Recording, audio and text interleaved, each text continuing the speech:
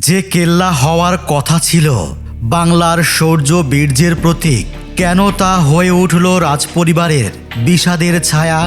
সুবেদার শায়েস্তা খাঁ কি কোনো অশরীরী শক্তির ভয়ে মাঝপথে ছেড়ে দিয়েছিলেন সব পরিকল্পনা? কন্যার মৃত্যু নাকি অলৌকিক অভিশাপ? লোককথা বলে এই কেল্লার নিচে এমন এক রহস্যময় সুড়ঙ্গ আছে যা আজও মানুষের বুদ্ধিকে হার মানায়, যেখানে প্রবেশ করা মানেই চিরতরে হারিয়ে যাওয়া। শায়েস্তা খাঁর নীরবতা আর পরিবিবির অতৃপ্ত আত্মার দীর্ঘশ্বাস। আজও কি রাতে এখানে কোনো ছায়া ঘুরে বেড়ায়? চলুন খুঁজি লালবাগ কেল্লার সেই অন্ধকার সত্য। পুরান ঢাকার অলিতে গলিতে যেন ইতিহাসের হাতছানি। সেই হাতছানিতে আজকে এসে হাজির হয়েছি বুড়িগঙ্গার তীরে অবস্থিত লালবাগ কেল্লায়।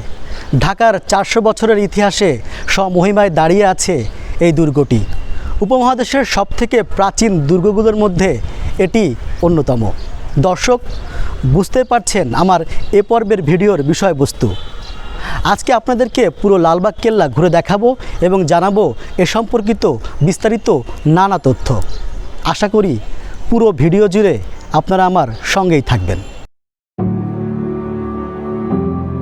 1678 সাল সম্রাট আওরঙ্গজেবের তৃতীয় পুত্র মুঘল রাজপুত্র আজম শাহ বাংলার সুবেদার হিসেবে দায়িত্ব নিয়ে ঢাকায় আসেন। তিনি এখানে একটি রাজকীয় দুর্গ নির্মাণের স্বপ্ন দেখেন, যার নাম দেয়া হয়েছিল আওরঙ্গবাদ।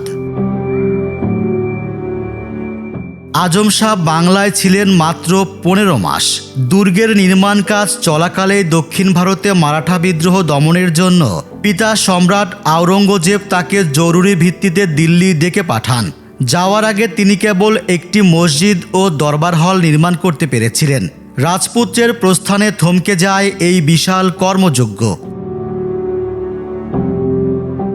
1680 সালে কিংবদন্তি সুবেদার শায়েস্তা খাঁ পুনরায় বাংলায় আসেন এবং দুর্গের নির্মাণ কাজ আবার শুরু করেন। কিন্তু 1684 সালে ঘটে এক মর্মান্তিক ঘটনা।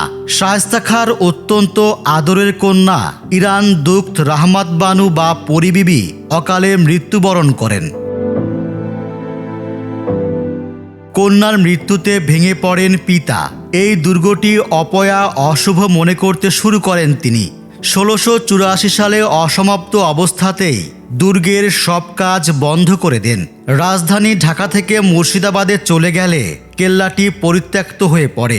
1844 সালে আওরঙ্গবাদ নাম বদলে রাখা হয় লালবাগ। কেল্লার অন্যতম আকর্ষণ হল এর হাম্মামখানা।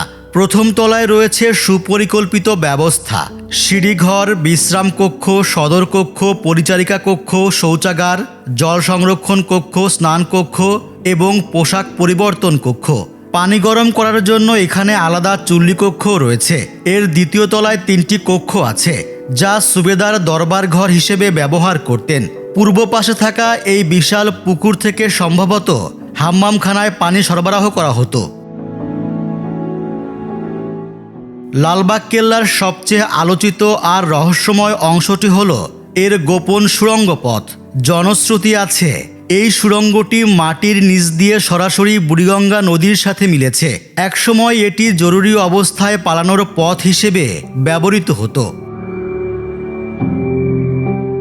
তবে এই পথকে ঘিরে রয়েছে গা শিউরে ওঠা সব গল্প। গোপন সুড়ঙ্গে কেউ একবার প্রবেশ করলে সে আর জীবন্ত ফিরে আসে না। ব্রিটিশ আমলে কতিপয় অনুসন্ধানকারী দল এবং পরবর্তীতে কিছু প্রাণী সেখানে পাঠানো হলেও তারা আর ফেরেনি। এই রহস্যময় অন্তর্ধানের কোনো ব্যাখ্যা মেলেনি আজও। মানুষের নিরাপত্তা নিশ্চিত করতে বহু বছর আগে এই সুড়ঙ্গ স্থায়ীভাবে সিল করে দেয়া হয়। আজ এটি কেবলই এক রুদ্ধদ্বার রহস্য। লালবাগ কেল্লা কেবল ইট পাথরের দেয়াল নয়, এটি এক অসমাপ্ত স্বপ্ন, এক পিতার শোক এবং এক অমীমাংসিত রহস্যের সংমিশ্রণ। বুড়িগঙ্গার তীরে এই কেল্লা আজও দাঁড়িয়ে আছে ইতিহাসের রাজসাক্ষী হয়ে, যার পরতে পরতে মিশে আছে আভিজাত্য আর গাঢ় অন্ধকার রহস্য।